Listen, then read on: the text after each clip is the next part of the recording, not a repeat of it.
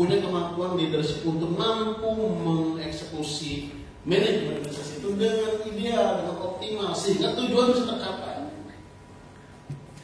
Nah, leadership itu kan seni, pemimpin itu seni pada pikirannya, nggak ada fisiknya, ya. Nah, karenanya perlu diasah. Itulah kenapa perlu yang namanya leadership training. Apa itu leadership? Apa itu kepemimpinan? Amanah. Kepemimpinan.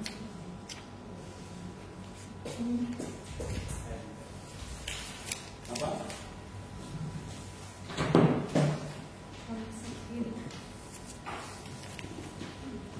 Pipit silakan. Oke.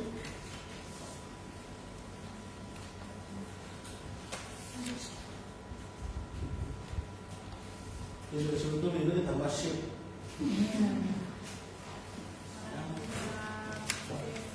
Hah?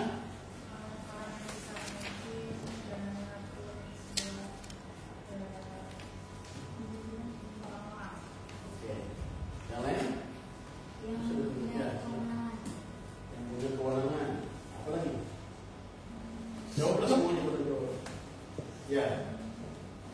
Kemampuan mengelola dan mengarahkan sumber daya manusia maupun sumber daya alam yang di sekitar untuk mencapai tujuan yang sama. Oke. Apa lagi? Ya. Karakter yang dimiliki seorang pemimpin.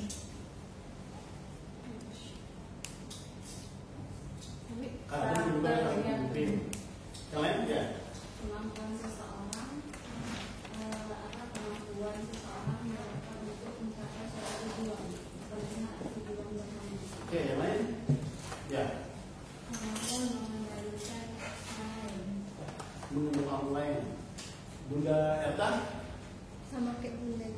Apa tuh? Karakter seorang pemimpin. Oke, Bunda ini? Kak? Orang yang bertanggung jawab. Bertanggung jawab terus. Ya, jadi kepemimpinan seorang pemimpin lain. Ya. Dia merumuskan visi bersama, menggerakkan orang bersamanya, dan menghasilkan transformasi perubahan. Ada 3 poin di sini ditekankan kepada pemimpin, definisi pemimpin. Dia punya konsep, dia punya visi. Pemimpin ada visi susah. Tadi boneka namanya, nggak boleh. Paham itu bosnya ketika diangkat jadi pemimpin. Kalau orang yang nggak ngerti, kalau bahasa sopannya orang nggak paham, jawabannya alhamdulillah saya jadi kepala sekolah. Itu kurang paham. Kalau orang yang ngerti ketika menjadi kepala sekolah dia jawabnya inna lillahi wa inna ilaihi raji'un. Itu contoh. Jadi pemimpin itu nggak gampang, apalagi konteks keorganisasian. Kita diminta nanti untuk bisa terus berkontribusi menjadi pemimpin, mengkoordinir beberapa orang di bawah kita, Okay. Nyatanya upgrading ini adalah untuk mempersiapkan kalian menjadi koordinator, yeah. Menjadi pemimpin dari beberapa orang yang ada di Robani ini, entah itu organisasi formal sekolahnya, sangat mungkin juga nanti ditempatkan di unit-unit yang ada, ataupun juga di yayasan misalnya, sangat mungkin struktur itu nanti juga berubah. Oke. Nah, ini semua menuntut kecakapan kita, kemampuan kita untuk bisa bekerja. Jangan sampai ketika dikasih amanah, begitu ya, lalu bukannya maju malah statis, nggak ada pergerakan, bahkan mundur gitu. Jadi harapannya bisa membantu menyelesaikan permasalahan lembaga yang diamanahkan untuk kita kelola,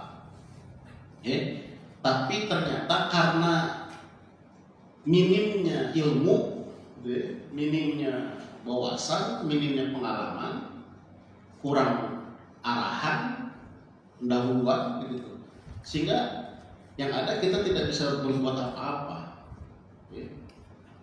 tidak bisa berbuat apa-apa, boro-boro bikin gebrakan menjadi sesuatu yang baru, gitu ya, sesuatu yang lebih baik, yang nggak ada jadi ada, begitu, yang ada malah permasalahan muncul.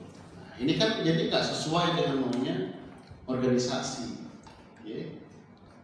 Keinginan dari organisasi yang sedang tumbuh, begitu, ya. Tumbuhnya organisasi itu tumbuhnya individu, ya. Karenanya sekali lagi tolong dipahami, ya, dihubungkan, gitu ya. Jadi puzzle-puzzle itu berisi, gitu ya. Kenapa perlu ada niat ikhlas di awal? Kenapa konsep diri itu harus? Kenapa? Karena kalau konsep dirinya nggak jelas, gitu ya. Aku aku siapa? Aku versi kawanku, gitu kan? Aku versi orang lain? Aku versi diri sendiri? Atau aku versi Tuhanku? Atau aku seperti apa? Nggak jelas itu. Bagaimana memimpin orang? Berarti memimpin diri sendiri pun kita masih belum punya konsepnya, gitu ya. Ya kan? Karena memimpin orang lain ya sebelumnya harus memimpin diri sendiri dulu, gitu. Karena memimpin diri sendiri ini harus jelas konsep dirinya. Itulah kenapa ada materi konsep diri. Ya kan? Judulnya konsep diri kemana? Konsep diri seorang konsep diri, konsep pemenang. Pemenang itu malah kita menjadi tampil unggul, gitu. Selesai dengan dirinya, coba untuk berkontribusi, gitu kan. Nah, ini nanti akan nyambung dengan konsep kepemimpinan institusi, kepemimpinan organisasi, gitu. Ibarat kata gimana kita mau bawa gerobak yang dibebankan ke punggung kita, ya kita sendiri nggak jalan, gitu. Gimana mau dorong anak buah kita untuk mau berbicara, kita sendiri juga nggak banyak bicara, kan gitu. Bagaimana kita mau ngajak teman-teman kita untuk membela lembaga ini kalau kita pun juga mindsetnya ternyata kerjaannya malah ngegurutu terus, komplain terus tentang lembaga ini, gitu. Ya kan? Nah, ini kan harus selesai di kita. Ya, sebagai itulah makanya ada materi diberikan konsep diri, ada dikasih gambaran tentang proyeksi kita itu mau gimana sih, gitu ya. SDM ini, oh ya saya ini di sini posisinya, atau saya dituntut untuk jadi begini, jadi masuk lagi ke kepalanya. Tadi materi yang pagi Bunda Uri kasih gambaran tentang case-case yang terjadi di lapangan itu nyata, gitu ya, pengalaman beliau sebagai kepala sekolah TK dan SD kepada kita semua untuk dikaji bersama, itu juga nanti menambah referensi kita. Ya. Dan mungkin materi yang terakhir ini adalah tentang leadership. Tentang kepemimpinan, bahasan tentang kepemimpinan ini banyak sekali. Jadi kalau mau dijabarkan akan lama, karena leadership itu satu pelatihan tema sendiri, pelatihan kepemimpinan, nanti dijabarin lagi mulai dari mindsetnya, mulai dari memimpin dirinya, memimpin bersama, nanti apa korelasinya dengan manajemen dan seterusnya, banyak sekali. Oke. Tapi perlu apa tidak saya agak bingung juga ya, ini perlu nggak disampaikan secara detail. Saya lebih suka langsung aja kepada kasus aja deh, mungkin ya. Lebih suka kita bicara kasus karena mungkin teman-teman juga sudah ada pengalaman, sudah ada penglihatan, ya. Sudah ada kajian-kajian yang dilakukan ketika menjadi anggota, ketika menjadi member, ketika menjadi anak buah, itu jadi modal bagus. Menjadi anak buah juga gitu. Kalau jadi anak buah yang memang konsep dirinya bagus, kan dia juga punya ambisi gitu, punya pengen. Kalau aku jadi ketua, aku akan jadi begini. Kalau aku jadi kepala sekolah, terus aku akan begitu. Bagus tuh. Jadi sarana pembelajaran gitu, seperti itu. Jadi kita terus dinamis gitu ya. Tadi kata Pak Anton, badan kita sebagai guru, tapi ini kita pembelajaran kita, sudut pandang kita ketua yayasan. Kan dua tingkat di atas kita ya. Berarti kalau misalnya kita guru, kita ada kepala sekolah, ada ketua yayasan. Sampai kalau aku jadi ketua yayasan, apa yang aku lakukan? Itu membantu tuh untuk memahamkan diri kita, untuk kita bisa juga latihan menganalisis, bahkan latihan membuat keputusan walaupun belum kita putuskan ya, simulasi-simulasi itu sudah ada di kepala kita, itu bagus ya. Tapi kalau cuman apa adanya, tetapi juga namun tapi kan tadi itu jadi kepalanya, eksekusinya tidak, lalu aplikasinya bagaimana ya, kerjakan apa yang ditugaskan kepada kita. Nanti ada saatnya ketika menjadi pemimpin, dia akan melakukan apa yang menurut pendapat dia ketika itu dikaji oleh dia sendiri di kepala dia. Seperti itu. Makanya mekanisme menjadi pemimpin itu harus digilirkan, latihan, ya, ketemu kondisi nyata di lapangan, ya, harus dipergilirkan supaya dinamis juga, ya, nggak buntu, ya, nggak buntu. Oke, sebelum itu saya ingin sedikit sampaikan beberapa hal ya untuk supaya nyambung. Nah ini saya review kembali tentang manajemen organisasi, ya. Konsep umum baku berlaku dimanapun, kapanpun, siapapun pelakunya, organisasi apapun pada gilirannya, organisasi kanan, organisasi kiri, kecil, besar, ya, ideologis ataupun juga simpati sosial, apapun organisasinya, termasuklah keluarga, negara, dunia, organisasi kebaikan, organisasi kejahatan, gitu, seperti itu, maka berlaku hukum ini, ya. Makanya ini baku nih, gambarnya baku, berlaku hukum ini, ya. Organisasi adalah sekumpulan orang, ya, ini warna-warna berbeda-beda. Ini saya review lagi nih, kalau ditangkap aja ya. Ini saya bilang baku, ya, nggak akan berubah definisinya. Ya, sekumpulan orang lebih dari satu, ya, dengan potensi berbeda-beda, dengan kelebihan kekurangan berbeda-beda, makanya warnanya beda-beda analoginya. Terikat dalam sebuah ikatan kepentingan bersama, dalam sebuah wadah, entah itu kepentingan uang, cari makan, gitu, seperti itu. Entah itu karena sosial, entah itu karena kepentingan pribadi, ada sekulanah nih, gitu. Dia bisa masuk organisasi itu karena dia sekulanah. Terserah lah, ya, karena amal dakwah apa gitu. Ada yang menarik dia untuk bergabung dalam sebuah wadah, gitu ya, untuk mencapai itu tujuan. Itu definisi organisasi. Pasti kita ada sebuah organisasi dia punya tujuan. Ya. Tinggal nanti tujuannya smart apa tidak. Tujuannya itu detail, gitu, simple, spesifik, gitu, measurable, achievable, reasonable, time frame, atau tujuannya masih agak sedikit kurang smart. Nah itu kembali kepada bagaimana kemampuan organisasi itu mendefinisikan, gitu ya. Tetapi secara umum ketika apalagi ini lembaga seperti Robani itu lembaga formal, lembaga yang punya ada ART, lembaga yang ada yayasan di sana, ada hukumnya, terini Menkumham sudah, dan Nadwa itu udah pasti itu akan punya mereka yang namanya tujuan. Nah untuk mencapai tujuan, karena ini adalah orang berbeda-beda karakternya, berbeda kelebihan kekurangannya, berbeda orientasi awalnya, gitu ya, seperti itu. Nah maka untuk bisa mencapai tujuan itu perlu dilakukan yang namanya manajemen, gitu. Terus apa? Dia bergerak untuk mengejar visinya ini, untuk mencapai tujuan tadi. Dan dia mengajak, jadi dia bukan nyuruh-nyuruh aja, jangan dorong-dorong aja udah. Nggak begitu, dia bergerak, gitu, dan dia menggerakkan teman-temannya. Gitu. Masih contoh, sama-sama. Gitu. Kuncinya seperti itu.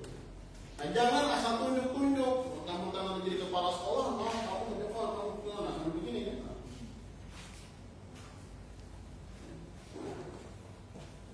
Saya mau tanya, yang begini-begini ini pemimpin apa ini? Otoriter, pemimpin itu jahat apa? Jahat apa? Pemimpin otoriter itu?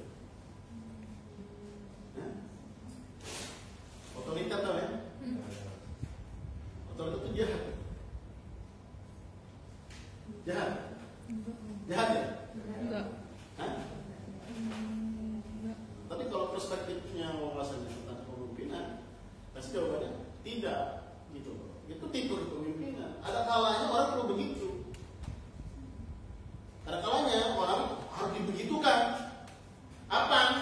Ketika awal-awal memulai organisasi. Itu bukannya jahat atau tidak jahat, itu bukannya gaya atau tidak gaya. Ini sebenarnya adalah kaidah sunatullah juga dalam organisasi. Saya bilang ini baku juga. Gitu. Ketika baru nikah, laki bini, gitu ya, itu kan masuk dalam organisasi. Gitu. Belum begitu mengerti. Ketika jalani, ya harus otoritas juga. Kita harus pindah. Oh, banyak sekali yang mempertimbangkan, susah juga. Pada gini kita buat keputusan sendiri kan. Seperti itu. Roban ini masih baru, sistem belum punya. Ya, uang belum ada. Terus mau gimana? Ya berarti ide-ide dari pemimpinnya yang akhirnya menjadi referensi. Itulah kenapa Indonesia pertama dulu sampai ide Soekarno itu dijadikan sebagai GBHN. Nggak salah, karena baru memulai. Tidak dari Soekarno jadi GBHN. Itu dalam sejarah Indonesia. Nggak salah juga gitu. Karena memang mungkin belum ada panduan-panduan dibikin oleh DPR-nya, MPR-nya segala macam itu. Belum ada. Sedangkan negara ini lupa arahan. Mau dikemanakan seperti itu. Yang mumpuni yang punya ide adalah pemimpinnya. Siapa kala itu? Pemimpinnya presiden. Atau presiden nggak salah juga ketika awal. Ketika sudah berjalan makan, tadi saya bilang nggak bisa lagi. Maka pola gaya kepemimpinan harus berubah. Tapi ada kalanya juga masih harus dipakai tergantung. Jadi karena pemimpin otoriter apakah salah? Tidak salah.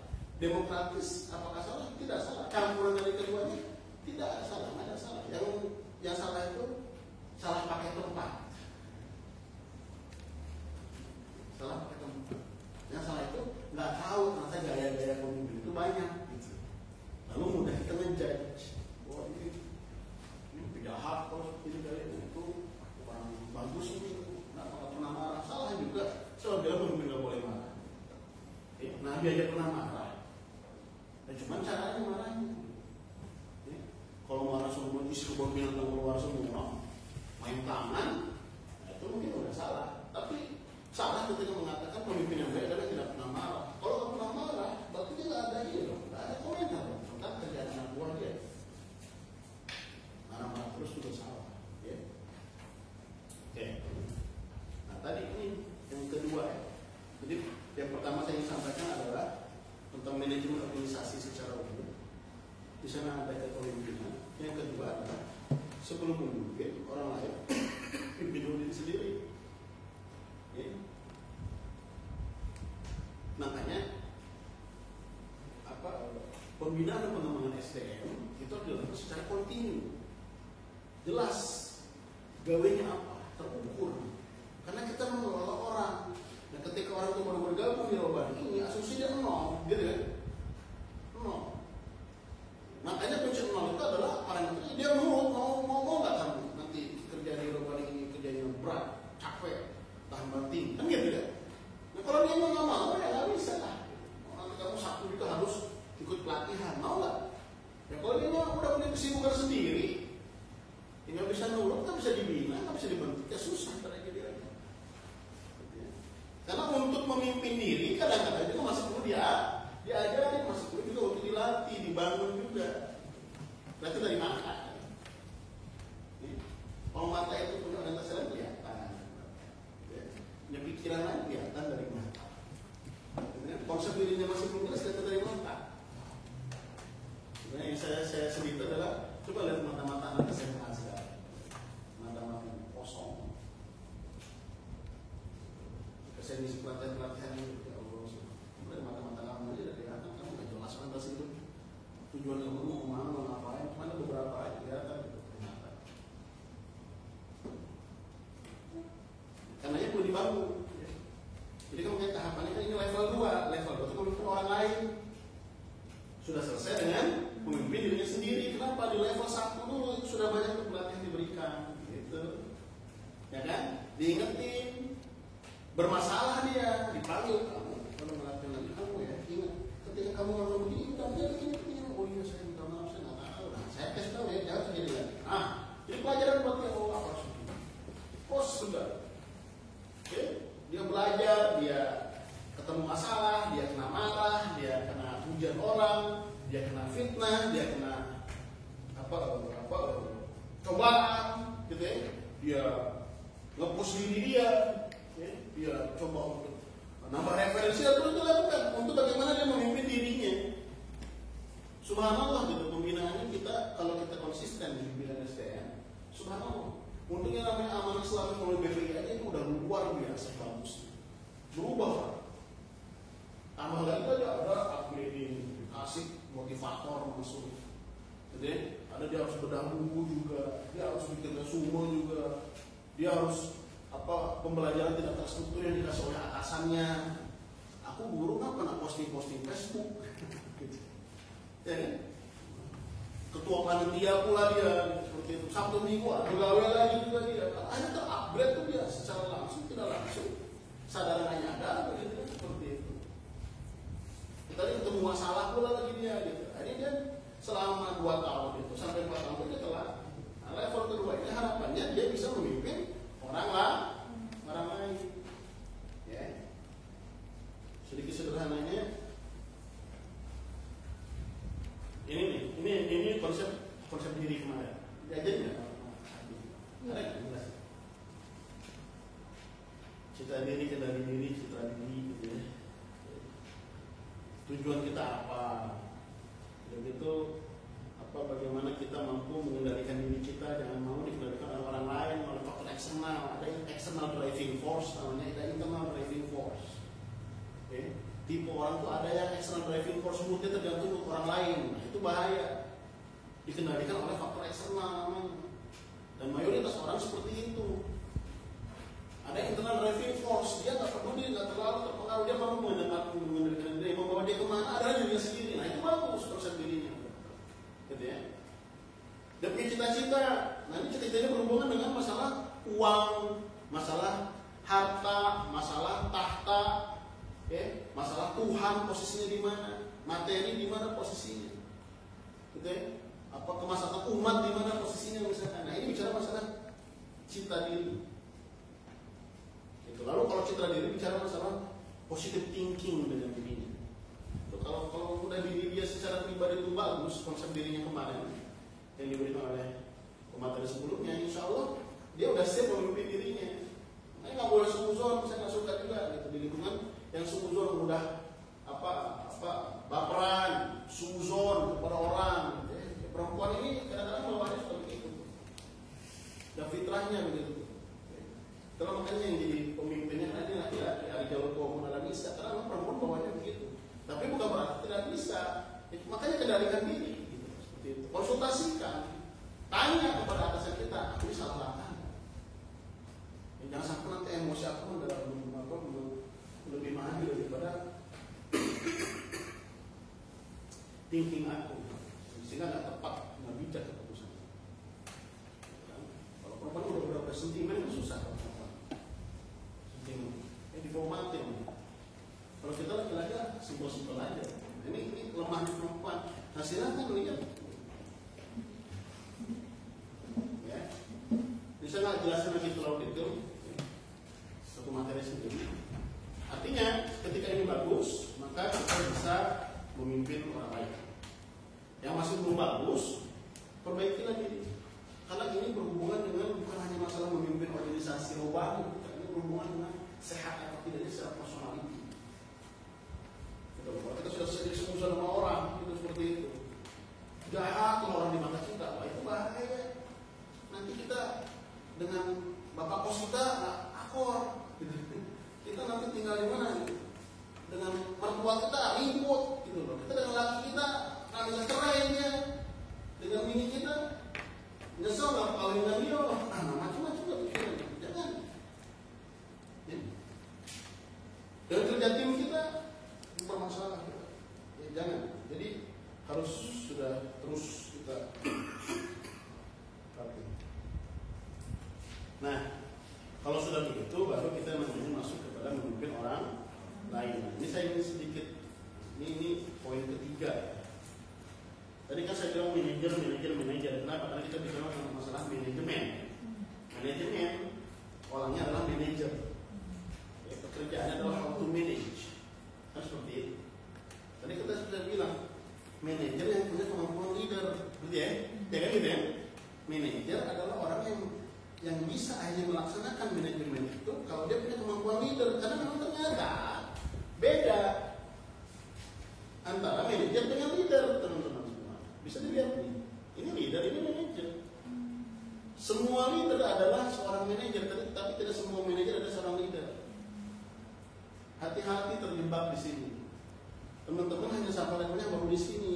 Ini wilayah administrasi. Manajer. Tadi ilmu-ilmu yang ini tahu dia semuanya. Nah, tahapan ini. Ya, RKT-nya tahu dokumennya, gitu ya. LPJ-nya tahu bikin nyatornya selesai itu barang, gitu seperti itu. Tapi belum sampai menyentuh yang namanya faktor memanusiakan orang misalkan. Nah, ya. Faktor bagaimana memotivasi teman-temannya misalkan. Nah, itu nggak ada di administrasi sekarang. Nah, saya berharap teman-teman semuanya bisa tuh mengerti. Ketika memang, waduh, Pak, saya ini baru level ini, ya belajar bagaimana sudah punya gambaran kan untuk bisa melangkah. Nggak apa-apa kejar ketertinggalan itu. Sistem ini nggak ada sempurna, apalagi sistem yang dilakukan hukum P2 S2R ini baru muncul di tengah jalan. Ya kan? Berarti dengan level 2 ini, pertanyaan saya, apakah di level 1 optimal pengelolaannya kita bawa alam, ada yang tinggal, ada yang keteteran. Terbukti upgrade yang kita akui yang kita lakukan kemarin nggak ngikutin panduannya level 1 kan? Ya kan? Adanya tergantung kebutuhan, tergantung kepikiran. Nah, acara itu. Wah, ada materi bagus sudah gitu. Itu nggak bisa begitu terencana dong. Makanya sangat mungkin ada yang nggak bisa ngikutin belum di level itu. Nggak apa-apa, kejar ini tahapannya. Pertama jadi anggota dulu, jadi guru dulu. Ini kaidah bakunya lagi. Organisasi apapun ya.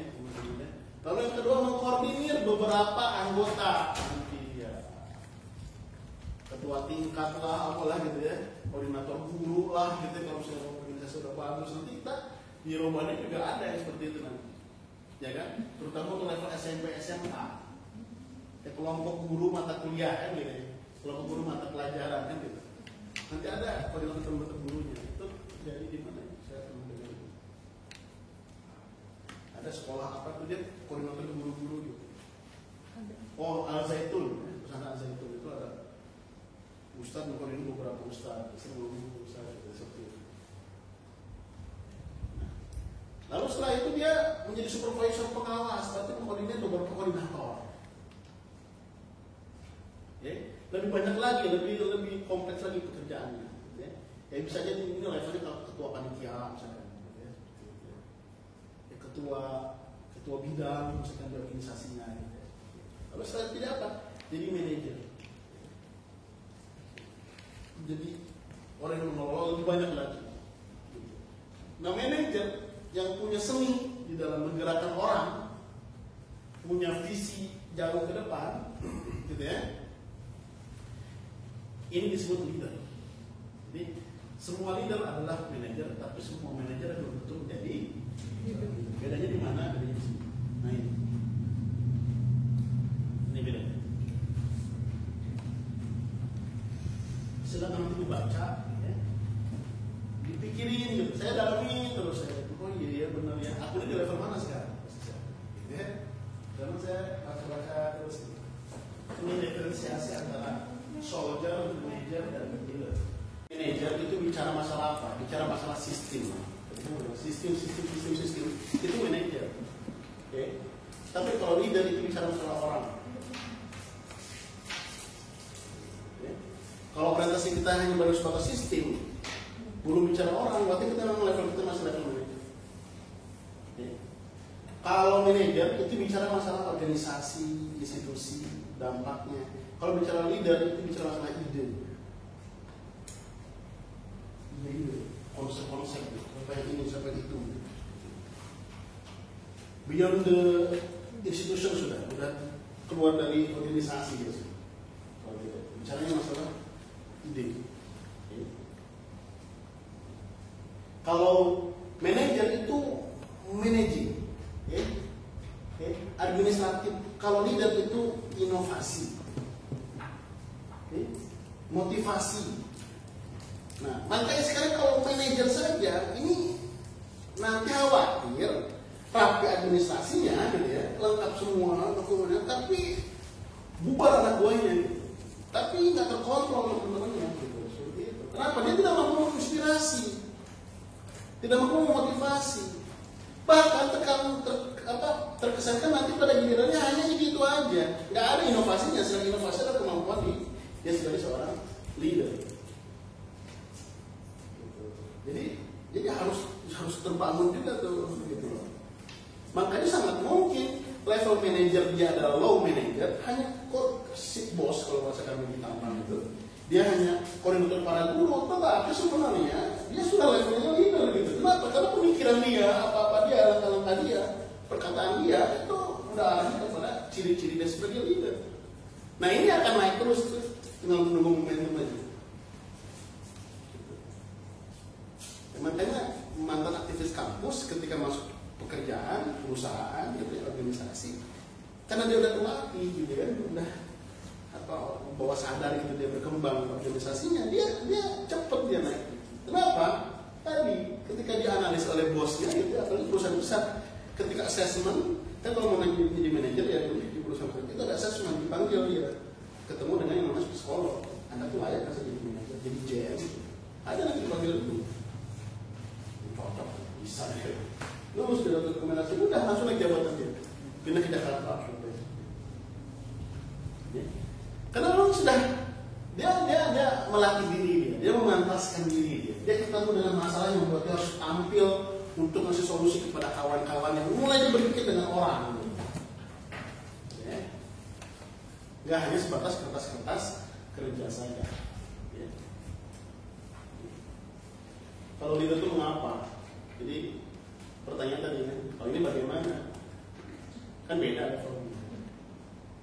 Maksud saya, jadi manajer yang baik, gitu ya, yang paham tadi siklus, yang bisa membagi pekerjaannya, tahu skala prioritas, terus unsur-unsur dikelolanya, tapi juga harus mengerti aspek manusiawinya di sini, aspek motivasinya di sini, aspek inspirasinya di sini, inisiatif, inovasi, sesuatu yang baru yang bisa dimunculkan, gitu ya. Bicara masalah ide-ide, kalau nggak begitu, lambat kerja kita. Teman-teman kita tidak terkondisikan, gitu. Jadi para kepala sekolah itu harus masuk ke nilai-nilai ini juga. Kalau cuma kertas-kertas kerjanya rapi doang, teman-teman yang nggak pernah diajak makan oleh kita, diajak yuk kita pergi yuk. Kemana? Aku yang bayarin. Kalau kita dapat honor bos sebagai hasil, aku yang bayarin apa? Kita makan bakso yuk. Anak buah merasa senang dengan kita. Gitu. Seperti itu. Nggak ada perhatian ke sana. Orang hanya akan memposisikan kita seperti yang manajer biasa aja, ya cuma administrasi aja. Lu udah ganti lu, bersyukurin deh. Gitu. Nggak ada kesannya. Bahkan pola-pola banyak pemimpin-pemimpin itu begitu menginspirasi, begitu diingat oleh anak buahnya walaupun sudah nggak menjabat lagi. Karena dia mampu memanusiakan, kamu anak saya anak sebagai anak katanya. Nah, kamu anak-anak saya. Wah sudah kita udah. Ya Pak, saya anak bapak jadi gimana Pak? Udah kita layaknya kita kasih ke dia. Wah gila gitu.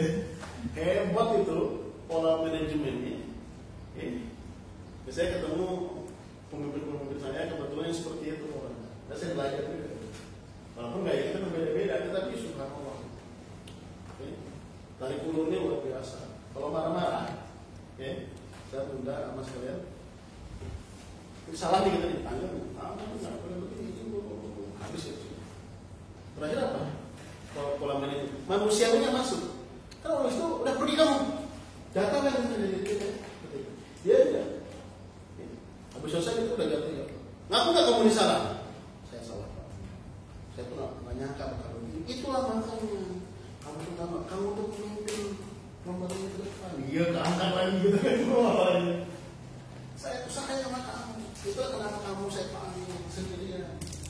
Saya luruskan karena kamu, kenapa? Kamu tuh punya potensi. Jangan sampai terulang lagi. Kamu tuh pengganti saya ke depan. Oh, udah anak lagi. Ya pas saya jalan di Pak, saya akan bantu. Jadi wajib bertemu saya kapok Pak. Ya? Gitu kan, jadi harus dibuat gitu kan. Lagi pulang lagi. Gimana? Tapi nggak sampai, bos, kamu berhenti kok. Kita cari itu. Nah ini kan manusiawinya. Asal manusiawi. Ya. Latihan. Ya. Jangan hanya aspek administrasi saja, tapi juga aspek manusia bagi. Nah, tadi ini ya, yang kemarin saya jelaskan. Bagaimana kemampuan komunikasinya harus bagus. Dan secara alamiah, terus secara umum ada seperti ini kejadian. Teman-teman harus bisa mengasah tadi di bawah follower terus. Makanya kuncinya apa untuk bisa jadi begini nanti sampai ke atas begini? Mau disuruh dikerjakan apa yang diinstruksikan. Posisinya kalian sebagai apa? Follower. Ya udah follower ikuti kan gitu, namanya follower gitu, member. Jalankan. Sampai nanti ketemu masalah, hadapi. Berikan yang terbaik. Itu kan kuncinya kan saya sudah bilang. Ikhlas niat, gitu kan? Nurut, jalankan, berikan yang terbaik. Bikin senang atasannya. Gitu loh. Diminta besok, sore sudah ada. Diminta 2, 4 kita kasih. Gitu. Nah kalau udah seperti itu nanti cepat tuh dia nanti akan belajar learning by experience, learning by doing. Gitu ya. Mudah-mudahan Ustaz Abbas kalian juga menjalani begitu, semangat untuk mengembangkan diri. Lembaga ini pun juga kasih suplemen. Ibarat kata sebagai atlet lari, kalau kita semangat olahraga, terus juga pemerintah kasih juga vitamin bagus kepada kita. Dikasih tempat, dikasih penginapan yang enak, dikasih makanan yang bergizi. Jadi akhirnya sih kalau cepat dia untuk bisa kejar target jadi 2. Nah sama. Gitu ya. Kalau dari kalian yang tadi ikhlas niat, lalu bismillah, inilah hidup saya, inilah karir saya, inilah masa depan saya, inilah kebanggaan saya, inilah status saya, inilah prestasi saya, ini harga diri saya jalani ini sebenarnya bagus, kan? Karena Allah. Lalu berikan yang terbaik. Lembaga pun nggak diam aja. Gitu. Yuk kumpul, kita outbound, yuk kumpul, kita pelatihan, yuk kumpul, kita pembekalan. Itu pun juga tambah kekuatan betul cuma terus berjalan. Akhirnya sampai ini pun kondisi seperti ini. Ya.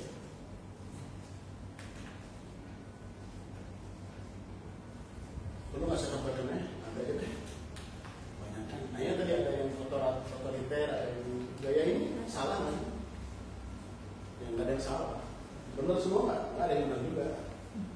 Ya, ini pemimpin yang sesuai dengan kondisi kondisional.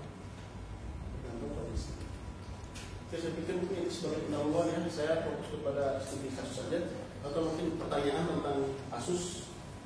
Ya, silakan saya mau minta dulu dari kalian kira-kira ada masalah apa, kasus apa yang menurut kita sama-sama bisa ekspor. Silakan.